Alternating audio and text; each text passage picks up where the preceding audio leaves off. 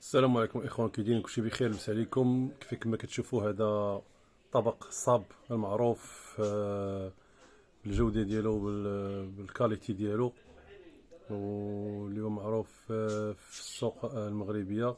فهناك عده اطباق كتيليفيس، ريفوليسيون، دي جي كلاس، ولكن كيبقى الصاب من الاطباق اللي بصراحه جوده كبيره. فكما كتشوفوا الميكانيزمات ديالو، يعني البياس ديالو كيجي معاه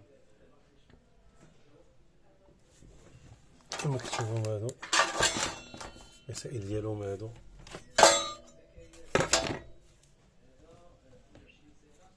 الدراع ديالو هو هذاك الشيء كما كتشوفوا. هاد الطبق خديته في كراج علال.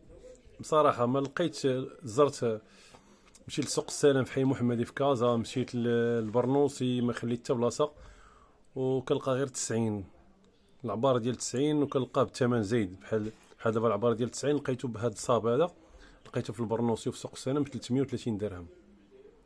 ولكن الناس نصحوني، قال لي شوف بغيتي تلقى طبق كبير متر 10 ولا متر 10 ولا كثر، غادي تلقاهم في كراج علال. داكشي اللي درت، مشيت لكراج علال، قلبت عليه وجبتوها هو ب 300 درهم.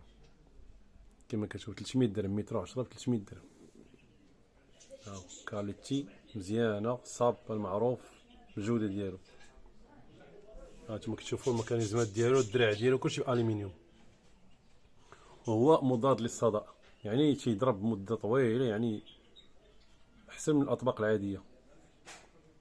مازال غادي نبارطاجي معكم كيفاش تركب هاد البياس ديالو، هاد الميكانيزمات ديالو، هادشي.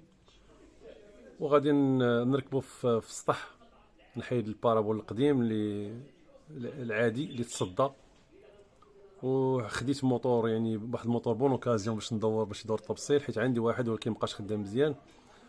وقلت انا اش غندير، غنركب موطور، غنركبو لما ناخذ شي طبق جديد ونحيد داك التبصيل القديم، الطبق القديم مصدي. وقلت انا لما ناخذ شي حاجه كاليتي زوينه، دابا حيت انا حدا البحر في عين السبع وقراب البحر، يعني كعارفوا لا ميديتي والرطوبه، يعني الاملاح كتخرج على الاطباق بزاف في ساعه، سيرتو الا كانوا اطباق عاديين. وهذاك الشيء باش خديت انا الطبق هذا. يلا من بعد ان شاء الله نشوفوا كيفاش كيركبوا هذا البياس ديالو في التبصيل، عاد نشوفوا نركبوه في السطح ان شاء الله، ونوريكم الاقمار كاملين في خط واحد ان شاء الله. اصلا عندي الطبق اللي قديم اللي راكب دابا، كنشد به جميع الاقمار الاصطناعيه، من الاسباسات حتى الياهصات، في خط واحد بالموطور. يلا تهلاو في راسكم، تنتلاقاو من بعد ان شاء الله.